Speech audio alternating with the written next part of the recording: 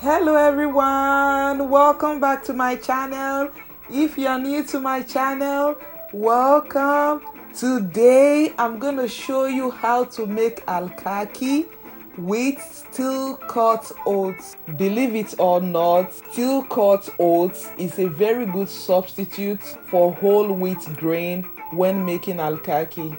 As you can see from the texture, it looks more like split wheat.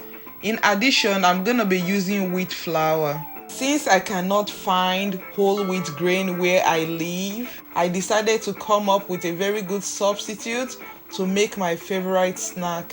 But feel free to use whole wheat grain if you can find it. And as usual, blend the oats the way you would blend the whole wheat grain. To the bowl, I'm going to be adding 1.5 cups of steel cut oats, a cup of wheat flour, mix to combine, then add a teaspoon of salt, a tablespoon of sugar, a packet of fast-acting yeast, and mix to combine. Add 2 tablespoons of vegetable oil and warm water to activate the yeast.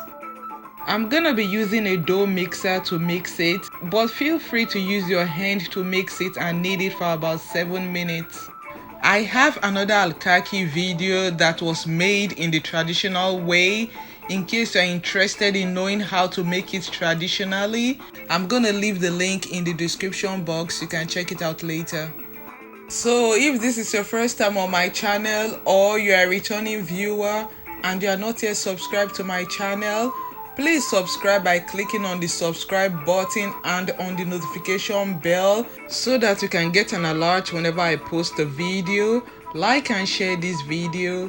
Thank you and God bless you. So in total, I used 1 cup of warm water. After kneading for about 7 minutes, your dough should form a solid ball.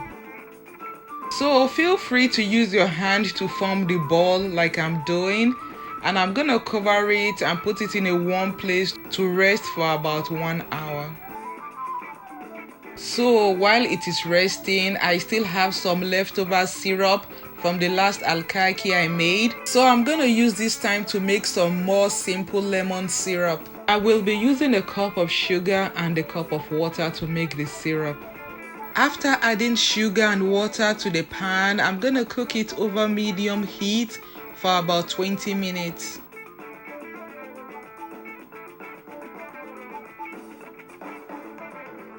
After 20 minutes, it is time to add the lemon juice.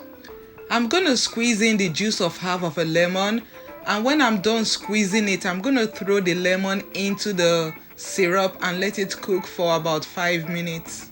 The lemon juice adds flavor and prevents crystallization after the syrup cools down and helps to thicken the syrup because it is rich in pectin. After 5 minutes, I'm gonna turn off the heat and let it cool down, and when it cools down, it thickens up as you can see. So when it cools down, I'm just gonna remove the rind and save it for later. It is so yummy. If you have not tried it, give it a try. Then I'm gonna bottle it. You don't have to do this part. I also have another detailed video on how to make lemon syrup and lemon candied peels. If you're interested, I'm gonna leave the link in the description box. You can check it out later. After 1 hour, the dough has risen and it's ready for the next process. I'm gonna continue with the dough mixer. Though traditionally it is pounded, but you could still use the dough mixer to do it. I'm gonna be adding a little bit of warm water at a time, and when I'm done, it's gonna be softer and a little bit sticky. So I'm gonna do this for 5 minutes.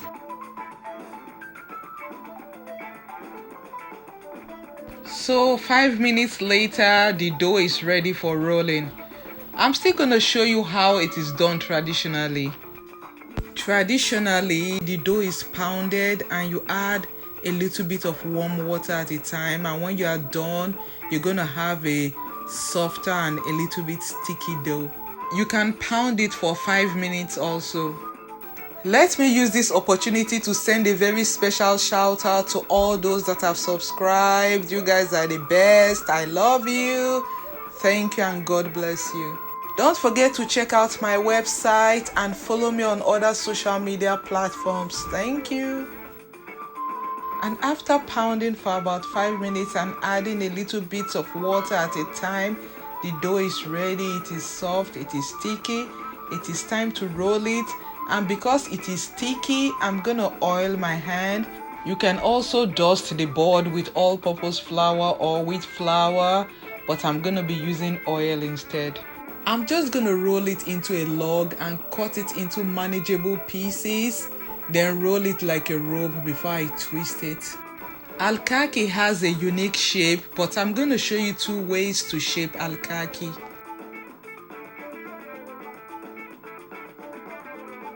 So I'm going to start by showing you the authentic alkaki shape. So roll the dough until it forms a rope.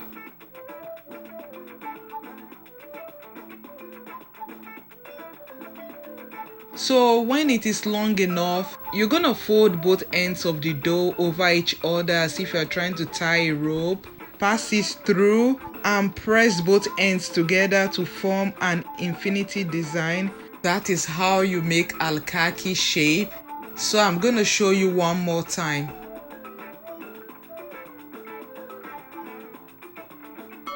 And in case this is very difficult for you to make or you don't like the shape, just simply make a donut shape. So this is how I make the donut shape. Very easy, anyone can do this.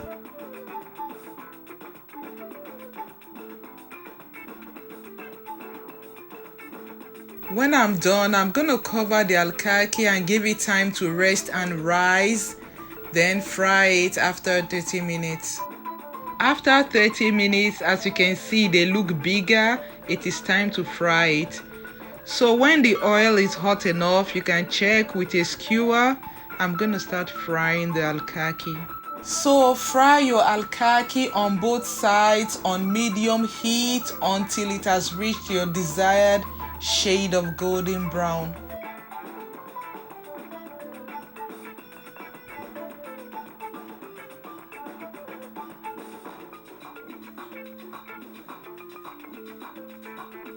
In case you like what you see and you have not yet subscribed, please subscribe. And if you have already subscribed, please give me a thumbs up. Thank you.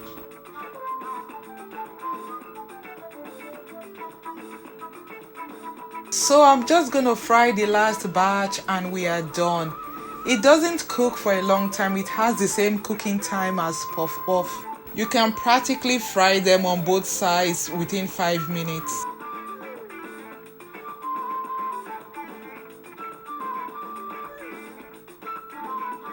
So alkaki is ready. Can you see how much it looks like the one made with whole wheat? If no one told you that they were made with oats, you wouldn't believe it. At this point, the only thing left is to soak the alkaki in the syrup. So I'm gonna soak it in the leftover syrup and add more syrup that I just made.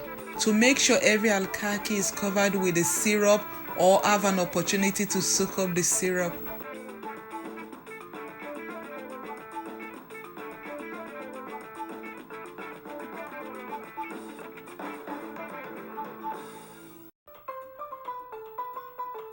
So I let the alkaki sit in the syrup overnight, so it has soaked up a lot of the syrup. It is very sweet. It has the texture of the one made with whole wheat grain. It is chewy, it is sweet, it is lemony. So in case you want to make alkaki and you cannot find whole wheat grain, why don't you give this recipe a try? I promise you, you're gonna enjoy it. You're not gonna miss the whole wheat grain. So thank you guys for watching. Till I see you next time. Stay safe, stay blessed. I love you. Bye.